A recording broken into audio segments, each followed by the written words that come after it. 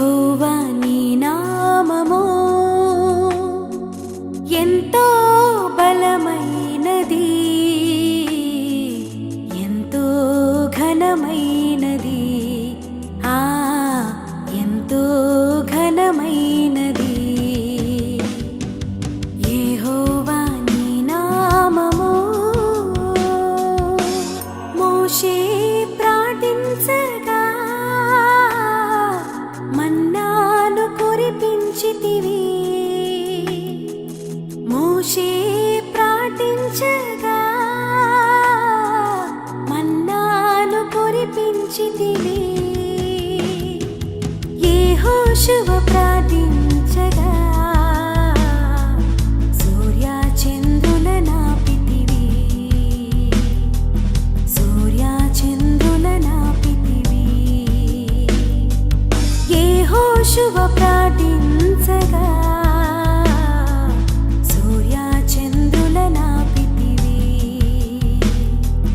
సూర్య చంద్రుల నాపితివి. యెహోవా నీ నామము. 51వ కీర్తన నేను ధ్యానం చేస్తున్నప్పుడు దేవుడు నా హృదయాన్ని దర్శించాడు ఈ శరణం ద్వారా. నా దోషము పోవునట్లు నన్ను బాగుగా కడుగుము, నా పాపము పోవునట్లు పవిత్రపరచుము. ఈ మాటలు దావీదు భక్తుడు, ఈ కీర్తనాకారుడు ఆయన చేస్తున్న ప్రార్థన, పశ్చాత్తాపంతో కూడిన ప్రార్థన. ఈ కీర్తన యొక్క సారాంశం. పశ్చాత్తాపంతో ప్రార్థన చేస్తున్నాడు. ఏమని ప్రార్థన చేస్తున్నాడు మాట్లాడండి. నా దోషము పోవునట్లు నన్ను బాగుగా కడుగుము అని చెప్తున్నాడు. నా పాపము పోవునట్లు నన్ను పవిత్రపరచుము అని చెప్తున్నాడు. ఎవరు ఈయన? మహారాజు దావీదు భక్తుడు. ఆయనకి ఏమీ తక్కువ లేదు, అన్నీ ఎక్కువే, అంత సమస్తం కలిగినవాడు. కానీ తను దుఃఖపడుతున్నాడు, బాధపడుతున్నాడు, పశ్చాత్తాపడుతున్నాడు.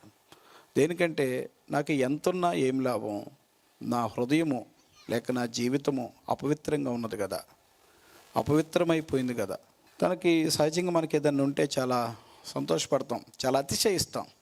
నాకేం తక్కువ, నాకు కావాల్సినంత డబ్బు ఉంది, కావాల్సినంత అవి ఉన్నాయి ఇవి ఉన్నాయి అని కొంత సాటిస్ఫాక్షన్ భౌతికమైన విషయాలను బట్టి చాలా తృప్తిపరచబడతా ఉంటాం. కానీ దావీదు భక్తుడు అది ఆలోచించాల, తన ఆత్మీయ జీవితాన్ని గురించి ఆలోచించాడు. ఆమెను చెప్పండి, అందరూ గట్టిగా చెప్పండి.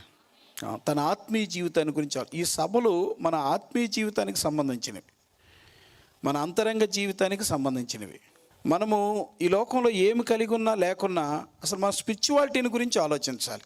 నేను బైబిల్ కాలేజీలో చదువుకునేటప్పుడు నేను ఒక బుక్ చదివాను, ఇంగ్లీష్లో అది ఉంటుంది, ఏంటంటే చెక్ యువర్ స్పిరిచువాలిటీ అని. Check your spiritual life. ఆ బుక్ యొక్క టైటిల్ పేరే చెక్ యువర్ స్పిరిచువల్ లైఫ్. మనం నేర్చుకోవాల్సిన పాట ఏంటంటే మన ఆత్మీయ జీవితాన్ని పరీక్షించుకుందాం. ఇక్కడ ఇంకేమీ పెద్ద విచిత్రాలు ఏం జరగవు. మేము మీకు మర్మాలు బోధించడానికో లేకపోతే ఇంకేదో చేయటానికి ఇక్కడేం లేవు. వ్యక్తిగతంగా నన్ను తాకిన మాట, వ్యక్తిగతంగా నా జీవితాన్ని దర్శించిన మాట, నిజంగా నా దోషము పోవునట్లు నన్ను బాగుగా కడుగు. ఆలోచించి దావీదు భక్తుడు ఎందుకు ఇంతగా పశ్చాత్తాపడ్డాడు? తన దోషాన్ని గురించి మాట్లాడుతున్నాడు, తన పాపాన్ని గురించి మాట్లాడుతున్నాడు, నన్ను బాగుగా కడుగుమని చెప్తున్నాడు. అందుకని ప్రభు ఇచ్చిన నడిపింపు ఏంటంటే ఇవి బాగా కడగబడే సభలు కావాలి. గట్టిగా చప్పట్లు కొట్టి దేవుని స్తుతించండి. ఇవి బాగా కడగబడాలి, బాగా నూతనపరచబడాలి. ప్రతి ఒక్కరూ ఒక ఫ్రెష్నెస్తో ఇక్కడి నుంచి వెళ్ళాలి. ఈ 3 రోజులు దేవుడు తన వాక్యం ద్వారా మనల్ని నూతనపరచాలి. అందుకనే దేవుని యొక్క ప్రేరేపణతో నిజంగా ఇంత గొప్ప భక్తుడు దావీదు భక్తుడు, నన్ను బాగుగా కడుగు, నా దోషం నువ్వు పోవునట్లు నన్ను బాగుగా కడగమని తన ఆత్మీయ జీవితాన్ని గురించి మాట్లాడుతూ వచ్చాడు. దేవుని యొక్క వాక్య వెలుగులో నుంచి ఏమైంది దోషాలు పోకపోతే? దోషాలు లేకుండా మనుషులు ఎవరుంటారు? పాపము లేకుండా మనిషి ఎట్లా బ్రతుకుతాడు? పాపం లేని మనుషులు ఎవరు? పాపం చేయకుండా ఎలాగుంటారు? సో ఏమది వదిలేయచ్చు కదా. ఏం తక్కువైంది దావీదుకి? దావీదు రాజ్యం అనిపోయిందా? పోలేదు కదా. దావీదు నువ్వు రాజుకు పనికిరావు, నువ్వు పాపం చేసావు అని ఎవరు అన్నారు? ఎవరు అనలేదు కదా. ఆయన సింహాసనం నుంచి ఊడిపోయింది ఏం లేదు. తన సైన్యం కూడా తనకేం వ్యతిరేకం కాదు. ఈవెన్ తన ఇంటి వారు కూడా ఎవరు తనేం కామెంట్ చేయలేదు. తన క్యారెక్టర్ గురించి అసలు ఎవరు అబ్జర్వ్ చేయలేదు, ఎవరు అనుకోలేదు కూడా. తన క్యారెక్టర్ను వదిలేశాడు, ఎవరు పట్టించుకోరు. వారికి కావాల్సిందే మంచి రాజు కావాలి, మంచి పరిపాలకుడు కావాలి. కుటుంబ సభ్యులు కానీ, రాజ్యంలో ఉన్న ప్రజలు కానీ, వ్యక్తిగతంగా ఏ వ్యతిరేకత తనకేమీ లేదు. అంతా బాగానే ఉంది. సో జరిగిపోతుంది కదా. ఆమె చెప్పండి అందరూ.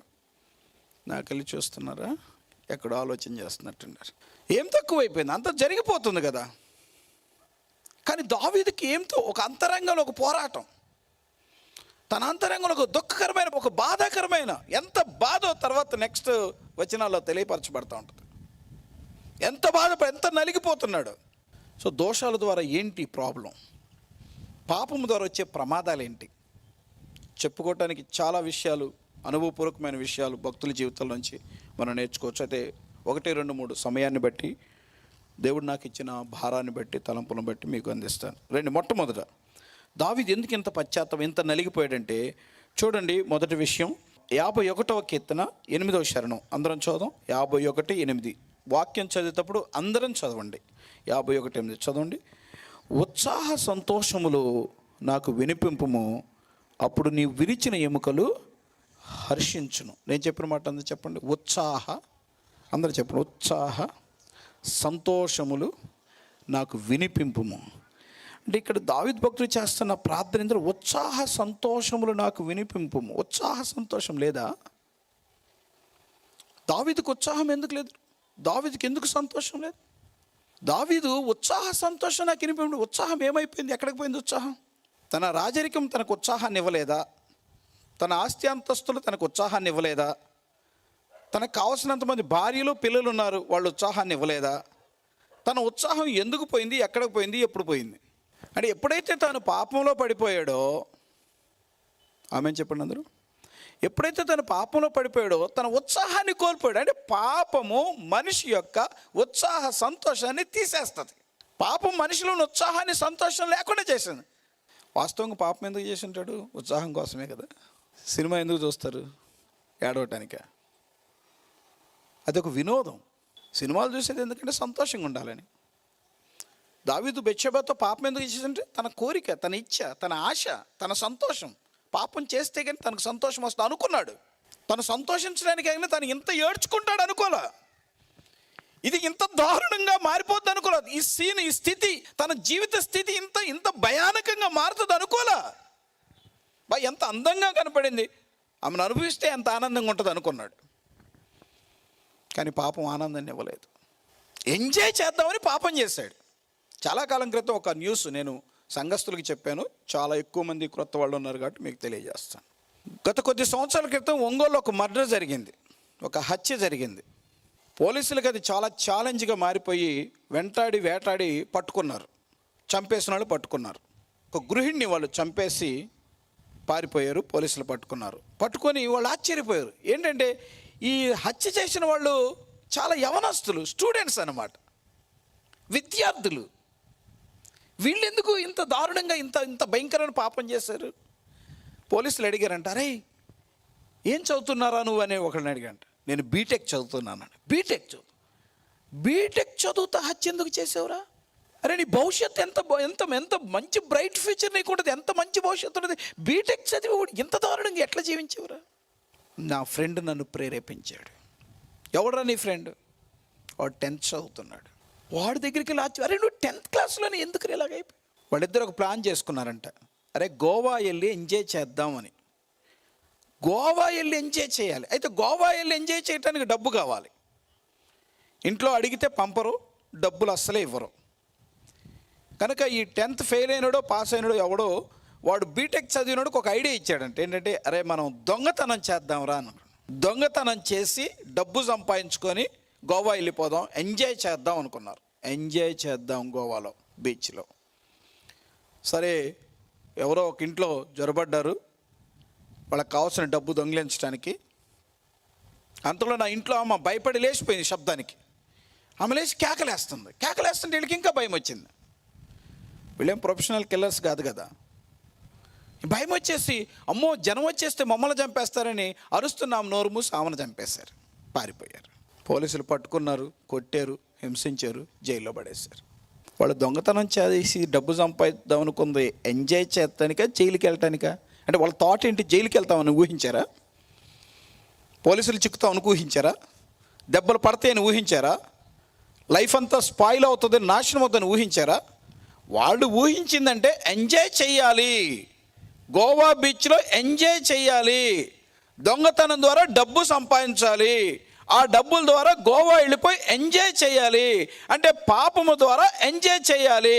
అది దొంగతనం కావచ్చు, అది వ్యభిచారం కావచ్చు, అది మోసం కావచ్చు, అది అన్యాయం కావచ్చు, అది అక్రమం కావచ్చు, అది అక్రమ సంబంధం కావచ్చు, అది అక్రమ సంపాదన కావచ్చు, ఏదైతేనేమి ఎంజాయ్ చెయ్యాలి.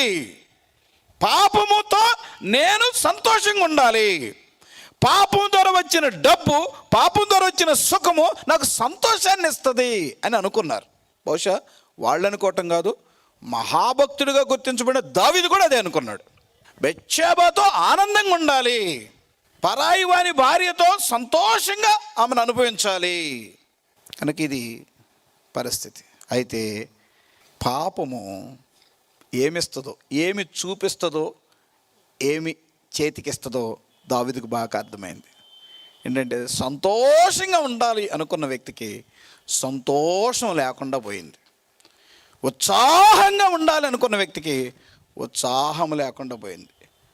ఏడుస్తూ, దుఃఖపడుతూ, పశ్చాత్తాపంతో, అయ్యా నేను నీకు విరోధంగా పాపం చేస్తాను, నీకు కేవలం నీకే విరోధంగా పాపం, నా పాపం నా ఎదుటనే ఉన్నది, నాకు కనబడుతూ ఉన్నది, నేను మర్చిపోలేకపోతున్నాను, నాకు సంతోషం లేదు, నేను ఇప్పుడు దుఃఖంతో ఉన్నాను, నీకు ఉత్సాహ సంతోషములు నాకు వినిపమ్మ. ఆదాము దగ్గరకు ఒక రూపం వేసుకొని వచ్చింది. ఏ రూపం? మీరు పామని చెప్తారు. పాపం ఏ రూపం వేసుకొని వచ్చిందంటే, నేను నిన్ను గొప్పవానిగా చేస్తాను, దేవుడు కంటే నిన్ను గొప్ప, దేవుడే మంచోడు కాదు, నేనే మంచిదాన్ని. ఒక్కసారి దేవునికి విరోధంగా పాపం చెయ్యి, ఆయన ఆజ్ఞని అతిక్రమించు, నువ్వు గొప్పవాడివైపోతావు, నువ్వు గొప్పదానివైపోతావు.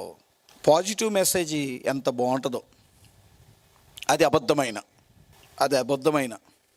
ఇక్కడ కూర్చుని మీతో ఒక మాట చెప్తున్నాను, అది బహుశా చాలా గొప్పవాడు అవుదాం, పాపము నిన్ను గొప్పవాడిని చేస్తా. ఓ బహుశా ఇలాగ అనొచ్చు, డానియల్ నువ్వు దేవుడి మాట వినబాకు, నువ్వు నా మాట విను, నువ్వు గొప్పవాడు అయిపోతావు, నువ్వు గొప్పవాడు అయిపోతావు. చాలా కాలం క్రితం అవి రిక్షా దొక్కుంటూ సేవ చేసే రోజులు, గ్రామాలు తిరుగుతూ ఆకలితో ఇంటికి వచ్చి పడుకునే రోజులు అవి. ఒక బ్రదర్ నా దగ్గరికి వచ్చాడు, అన్న మీరు చాలా జెన్యూన్ సేవకులు, మేము చూస్తూ ఉన్నాం. ఇదే దొనకొండలో ఉన్న అతనే వచ్చి అన్నాడు, అన్న నీకు చిన్న అవకాశం. అప్పుడు చిన్న తాటాకుల మందిరం. ఏం చెప్పాడంటే, మా బ్యానర్ పెట్టుకొని ఒక ఫోటో తీసుకుంటామన్నా, నీకు 25,000 రూపాయలు వస్తాయి, 2,000 నేను తీసుకుంటాను, 23,000 నీకు ఇస్తాను, నువ్వు కష్టాల్లో ఉన్నావు, మేము ఒక ఫోటో తీసుకునే అవకాశం ఇవ్వు అన్నాడు. నేనన్నా వద్దులేయ్యా, మాకు అది అలవాటు లేదు, ఇంతవరకు అలా ఎప్పుడు చేయలేదు, వద్దులే బ్రదర్ పర్వాలేదంటే, ఆయన ఏమన్నంటే, అసలు చర్చి లేనోళ్ళే ఏదో ఒక చర్చి చూపించి ఫోటో తీసుకుంటున్నారు, సేవ చేయనోళ్ళే ఏదో ఒక సేవ అని చెప్పి డబ్బులు తీసుకుంటున్నారు, ఆల్రెడీ నువ్వు కష్టపడుతున్నావు, రిక్షాలు దొక్కుతున్నావు, సైకిల్ మీద పట్టలు కట్టుకొని, డ్రమ్ములు కట్టుకొని, మైక్ సెట్ కట్టుకొని, సైకిల్కి 2 బాకాలు కట్టుకొని, పైన బ్యాటరీ పెట్టుకొని నువ్వు ఊరూరు తిరుగుతున్నావు, మేము చూస్తున్నాం బ్రదర్. సో నువ్వు చేయటం తప్పేమీ కాదు, నువ్వు బాగుపడతావు, నేను బాగుపడతాను. ఎవడో సంస్థ పై డబ్బు కదా, ఒక ఫోటో పెట్టుకొని, ఒక బ్యానర్ పెట్టుకొని ఫోటో తీసుకుంటాను, నాకు అలవాటు లేదయ్యా, ఇంతవరకు అలా చేయలేదు, వద్దులే అని చెప్పాను. ఆయన అన్నాడు, నోటికాడది ఎందుకు బాగొట్టుకుంటావయ్యా, 4 రూపాయలు ఎత్తే గొప్పడు అవుతావయ్యా. అబ్బాయి ఆయన ప్రేమకు చప్పట్లు కొట్టిన కొద్దిగా, ఆయన ప్రేమకి ఎంత ప్రేమో నీకు వస్తుంది కదా, నువ్వు ఎంత గొప్పడు అవుతావు. అలా అలవాటు పడితే ఒక ఆయన 25 అంటాడు, ఇంకొక ఆయన 50 అంటాడు, ఇంకొక ఆయన 100 అంటాడు. నేను చదువుకున్న మా బైబిల్ కాలేజీ డైరెక్టర్ అయితే, డానియల్ నువ్వు పల్లెల్లోకి వెళ్ళబాకు, నేను నీకు మంచి భవిష్యత్తు ఇస్తా అన్నాడు. నేను నీకు మంచి భవిష్యత్తుని ఇస్తా, నేను బీహార్ పంపిస్తా, నీకు కావాల్సిన భవిష్యత్తు అంతా నేను చూసుకుంటా, నువ్వు దయచేసి మా సంస్థలో పనిచేయి అన్నాడు. అంటే నన్ను గొప్పవాడు చేయటానికి నాకు వచ్చిన ఆఫర్స్. నన్ను గొప్పని చేయటానికి, నన్ను ధనవంతుని చేయటానికి. ఒక డైరెక్టర్ నా సంస్థలో అన్నాడు. ఒక ఆయన ఒక ఫోటో పెట్టుకొని తీసుకొని నీకు డబ్బులు వస్తాయి అన్నాడు. ఇంకొక ఆయన ఫోన్ చేసి నా మాటను నీకు 3 లక్షలు ఇప్పిస్తా అన్నాడు. ఇక ఆ సంగతి మీకు తెలుసులే. ఇలా చాలామందికి ఎందుకు ఇస్తానన్నాడు, ఎప్పుడు ఇస్తానన్నాడు. మంచి కరువు కాలం. ఏ కాలం చెప్పండి, అందరూ చెప్పండి. ఏ కాలం అది? కరువు కాలం. ఏ కరువు కాలమో తెలుసా? దేవుని సేవకురాలు ఒక సందర్భంలో, మాతో టీం ఉంటారు, ఆడపిల్లలు మగపిల్లలు కొత్తగా సేవకు వచ్చినప్పుడు, ఇంట్లో వండుకోవటానికి ఏం లేవు, కొంచెమే నూకలు ఉన్నాయి. ఆ నూకలు వండుకొని పిల్లలకు పెట్టాం. మేమిద్దరం అట్టున్నాం. ముందు పిల్లల్ని తిననివ్వలే, తర్వాత దేవుడు చూస్తాడని. అటువంటి కాలం. కొన్ని సందర్భాల్లో కందులు ఉడకబెట్టుకొని గుగ్గిళ్ళు చేసుకొని తిన్నాం. అటువంటి కాలం. కొన్ని సందర్భాల్లో చిక్కుడుకాయలు ఉడకబెట్టుకొని కాస్త ఉప్పు వేసుకొని తిని సేవ చేసాం. అటువంటి కాలం. ఆ కాలంలో నాకు వచ్చిన ఆఫర్స్ అవి. నిన్ను గొప్పని చేస్తాం. దేవుని మహాకృపలో ఎందుకో దేవుడు అటువైపు చూడనివ్వలేదు, ఆశపడనివ్వలేదు. గొప్ప భక్తుని చెప్పటం లేదు, కానీ దేవుడే నన్ను కాపాడాడు. పాపముతో గొప్పోడిని కాకుండా దేవుని ద్వారా గొప్పోడయ్యేటట్టు దేవుడు చేశాడు. ఆమెను చెప్పండి, అందరూ గట్టిగా చెప్పండి.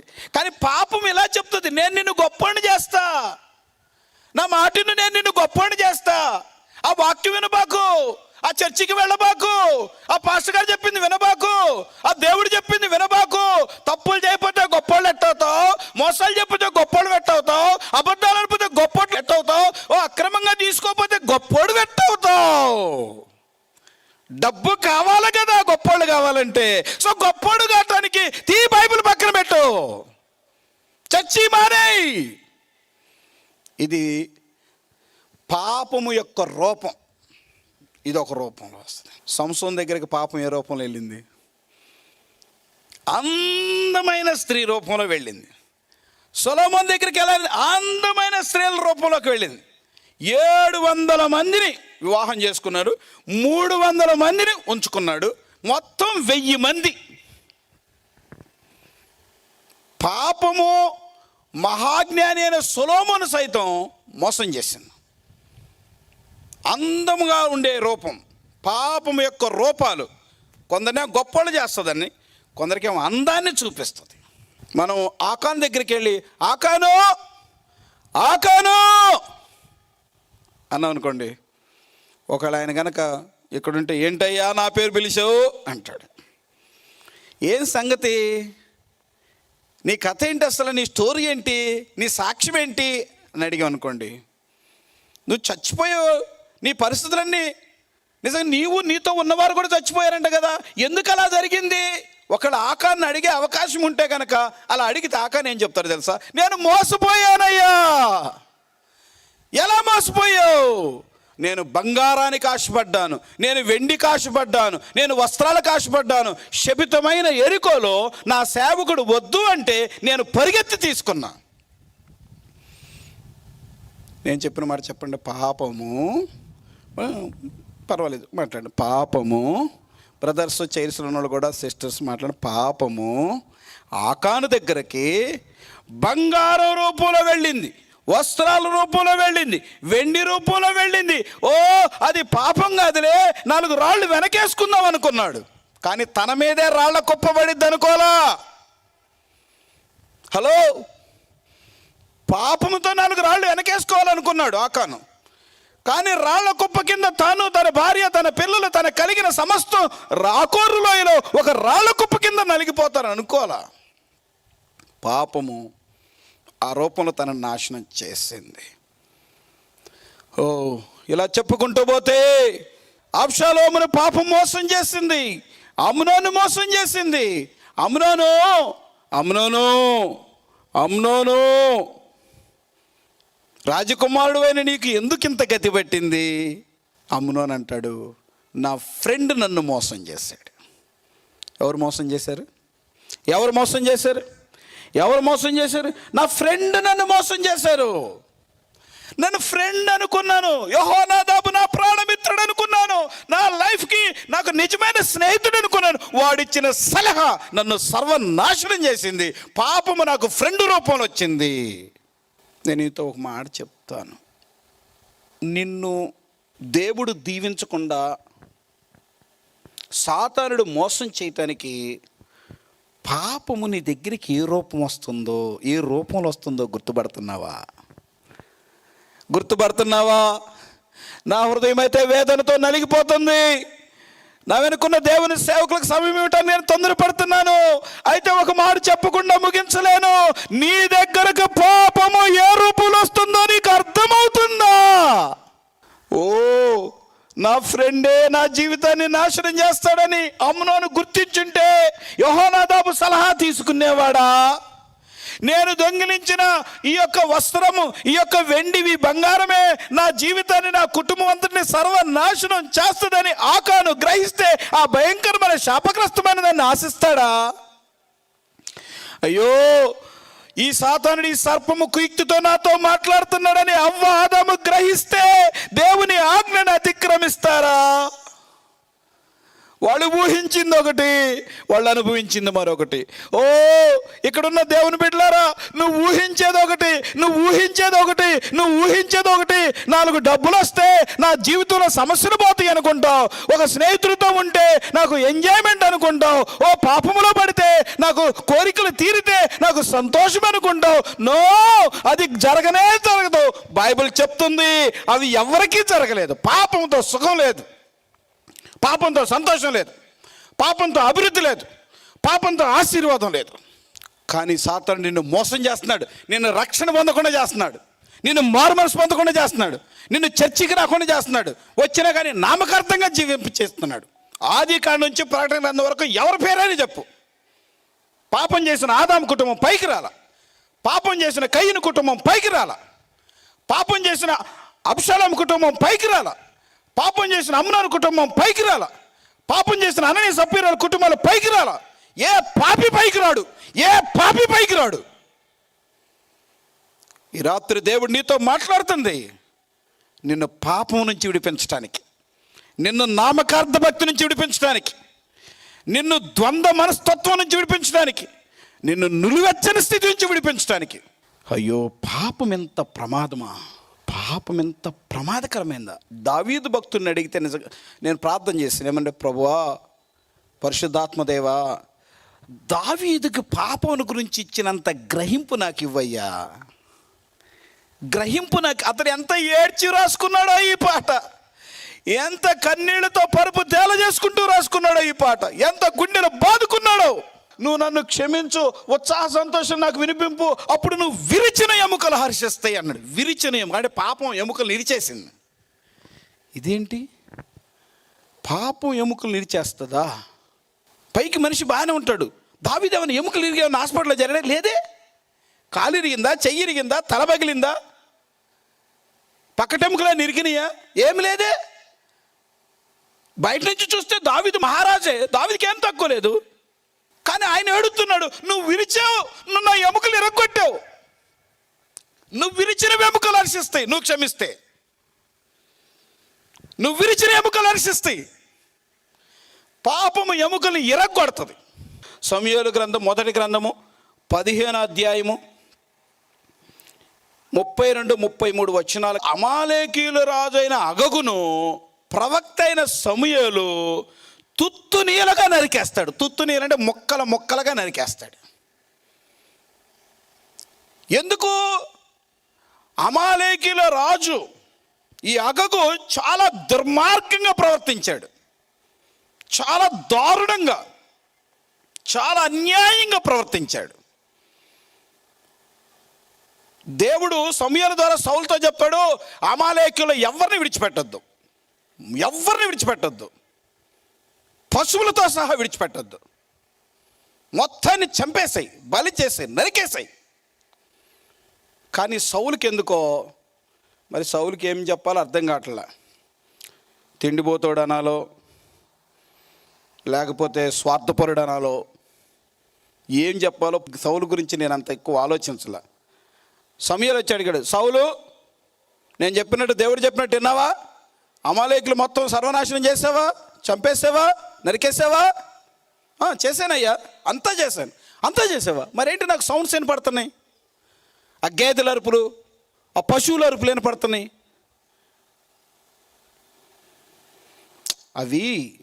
అవి దేవునికి బలివ్వటానికి. ఒకసారి గట్టిగా చప్పట్లు కొట్టింది. అవి నాకు కాదు. చెప్పండి, అందరూ చెప్పండి. అవి నాకు కాదు. ఎవరికి కాదు? అవి నాకు కాదు, దేవునికి ఇవ్వటానికి. చాలా సంవత్సరాల క్రితం, అప్పటికి ఇంక చర్చి బహుశా కట్టబడలేదు అనుకుంటాం. ఈ చర్చి కట్టబడలా. ఆ వెనక రూమ్ కట్టుకుంటున్నాం. కొద్ది సంవత్సరాల క్రితం ఒక తమ్ముడు వచ్చాడు. అన్నా వందనాలు అన్నా. క్రొత్తగా వస్తున్నాడు, చాలా సంతోషంగా, ఉజ్జీవంగా, ఉత్సాహంగా ఉన్నాడు. చాలా సంతోషం. వచ్చానా, మీ సేవ నాకు నచ్చిందన్న, దేవుడు నన్ను ప్రేరేపించాడన్న, చిన్న కానుక ఇవ్వాలనుకుంటున్నానని పక్కకు పిలిచి 10,000 కట్ట నా చేతిలో పెడుతున్నాడు. 10,000 తీసి నా చేతిలో పెడుతున్నాడు. ఇంతలో కట్ట 10,000 చేతి. నేనన్నా, అని చాలా పేదోడు. ఏంటి తమ్ముడా ఇంత పెద్ద కానుక, పేద కుటుంబం నుంచి ఎట్ట తెచ్చావు అన్నా నేను ఒకటి అనుకున్నానన్నా, ప్రభువా ఈ ఓట్ల డబ్బులన్నీ నా దేవుడికి ఇద్దాం అనుకున్నానయ్యా. ఏ డబ్బులు అంటాయి? ఏ డబ్బులు? ఆ డబ్బులు దేవుడికి ఇద్దాను అనుకొని తెచ్చాడు పాపం. చాలా సంవత్సరాల క్రితం తెచ్చిపెట్టాడు. నేనన్నాను, అవి నాకొద్దు, నువ్వు ఉంచుకో, నువ్వే ఉంచుకో. నాకొద్దు. దేవుడికి ఇవ్వాలనుకున్నావు, నాకొద్దు. దేవునికి వద్దు, దేవుడు తీసుకోలేదు. ద్రోహం వల్ల సంపాదించిన రోకులు నా వేషధారులైన పరిశీలే తీసుకోవాలి, నాకొద్దు. పశ్చాత్తాపడి వద్దు అన్నందుకు 10,000 రూపాయలు వెనక్కి తీసుకెళ్ళాడు. 10,000 రూపాయల పని మందిరానికి చేశాడు. గట్టిగా చప్పట్లు కొట్టి దేవుని వస్తుంది. నేను ఒక మాట చెప్పి ముగింపు చేస్తాను. పాపం వెముకలను విరిచేస్తుంది. బహుశా సౌలు అనుకున్నాను, దేవుడికి ఇవ్వటానికి వచ్చాను, క్రొవ్విన వాడిని దేవుడికి ఉండాడు, రాజు నుంచాడు, క్రొవ్విన వాడిని ఉంచాడు. సమయంలో కోపం ఎక్కింది. నేను నిన్ను శాశ్వతమైన రాజుగా చేయాలనుకుంటే నువ్వు పిచ్చి పని చేసావు, తీసుకురా అగగుని తీసుకురా అని చెప్పి అగగుని తుత్తుని ఎలుగా నరికేసి వెళ్ళిపోయాడు. ఈ కూటం ముగించే ముందు, ఈ వర్తమానం ముగించే ముందు నీతో చెప్తుంది ఏంటంటే, ఈ ప్రక్షాళన సభలో పాపమును తుత్తునీలుగా నరికేయటానికి. చెప్పు నీలో ఉన్న పాపంతో, చెప్పు నిన్ను వెంటాడుతున్న పాపంతో, చెప్పు నిన్ను శోధిస్తున్న పాపంతో. పాపము నా ఎముకలు నిరగొడుతుంది, అందుకే నేనే దాని ఎముకలు నిరగొడతా. నన్ను చంపకముందే నేను దాన్ని చంపేస్తా. పాపం ద్వారా వచ్చే నష్టాలు, ఉత్సాహ సంతోషాలు పోతాయి, ఎముకలు విరిగిపోతాయి. పాపం వలన హృదయం పాడైపోద్ది. 10వ శరణం 51. దేవా నా యందు శుద్ధ హృదయం కలుగు చేయము. శుద్ధ హృదయం. పాపము హృదయాన్ని పాడు చేస్తుంది. పాస్టర్ గారు హృదయం పాడైతే ఏమంట మేమేమన్నా పాడవుతామండి? హృదయం లోపల ఎవరు చూశారు? పైన మంచి తెల్ల చొక్కా, తెల్ల ప్యాంటు బాగానే ఉన్నాం కదా, గౌరవంగానే ఉన్నాం కదా, గుర్తించబడుతున్నాం కదా. లోపల హృదయంతో ఏం పని? హృదయం ఎట్టుంటే ఏమి? ఆ మాట నువ్వు కనుక దావీదుని అడిగితే, ఛీ నీకు అర్థం కాలేదు, పిచ్చోడా, తెలివి తక్కువడా, జ్ఞానం లేనాడా, అసలు హృదయము ఎలా ఉంటుందో నీ భవిష్యత్తు అలా ఉంటుంది. గట్టిగా చప్పట్లు కొట్టి దేవుని స్తుతిద్దాం. నీ హృదయమే నీ భవిష్యత్. Your future is nothing but it's depends upon your heart. నీ హృదయము నీ భవిష్యత్తు. యెహోవా నీ నామము ఎంతో బలమైనది, ఎంతో ఘనమైనది.